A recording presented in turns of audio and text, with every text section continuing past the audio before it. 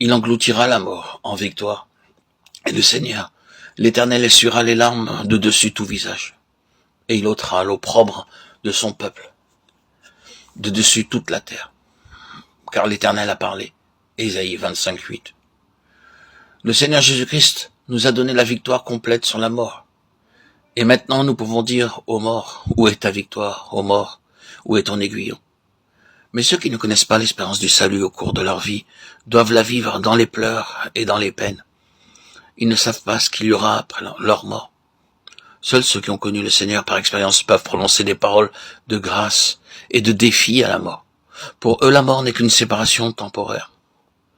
Lorsqu'un homme est promu à une position élevée, par exemple un fonctionnaire subalterne qui devient président d'un État et qui doit traverser de nombreux continents, faire de longs voyages pour occuper ce nouveau poste dans cet État,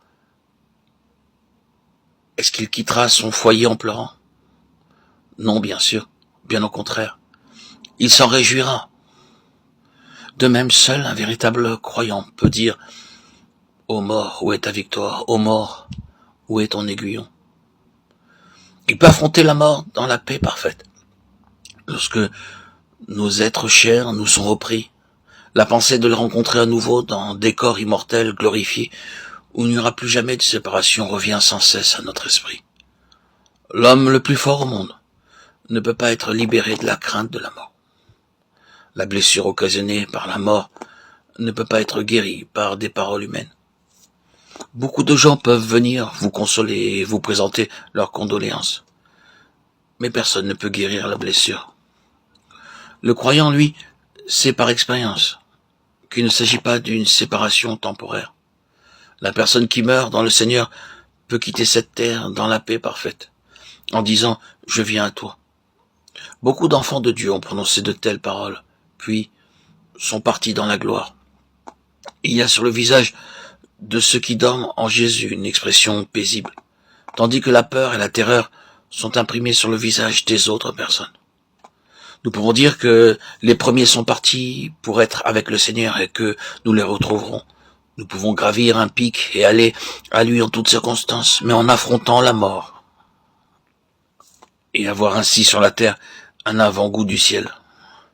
Ceux-là peuvent dire en vérité, ô mort, où est ta victoire? Ô mort, où est ton aiguillon? À celui qui est ferme dans ses sentiments, tu assures la paix, parce qu'il se confie en toi. C'est une paix intérieure qui vient de toi, une paix véritable, une paix divine, une paix qui n'est pas de ce monde. À celui qui est ferme dans ses sentiments, tu assures la paix.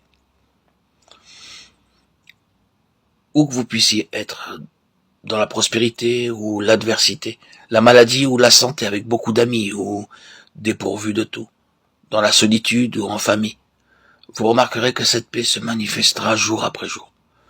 Aussi longtemps que vous faites la volonté de Dieu et que vous essayez d'accomplir ce qu'il vous demande, alors rien sur cette terre ne pourra ravir cette paix, ni la maladie, ni la souffrance, ni les peines. L'ennemi lui-même ne saurait vous dérober cette paix. C'est la paix parfaite. À celui qui est ferme dans ses sentiments, tu assures la paix parce qu'il se confie en toi. Ésaïe 26:3. Ceux qui ne connaissent pas le Seigneur Jésus-Christ n'ont pas de paix. Malgré leur avantage terrestre, ils sont remplis de crainte et de malheur. Cette paix est seulement l'apanage de ceux qui connaissent le Seigneur Jésus-Christ par expérience. Cette paix ressemble à un fleuve. De même que l'eau augmente dans un fleuve, de même la paix augmente tous les jours. Chaque jour, le Seigneur nous rend meilleurs. Chaque jour, sa paix va en grandissant dans nos cœurs. Lorsque nous marchons sur les pas du Seigneur.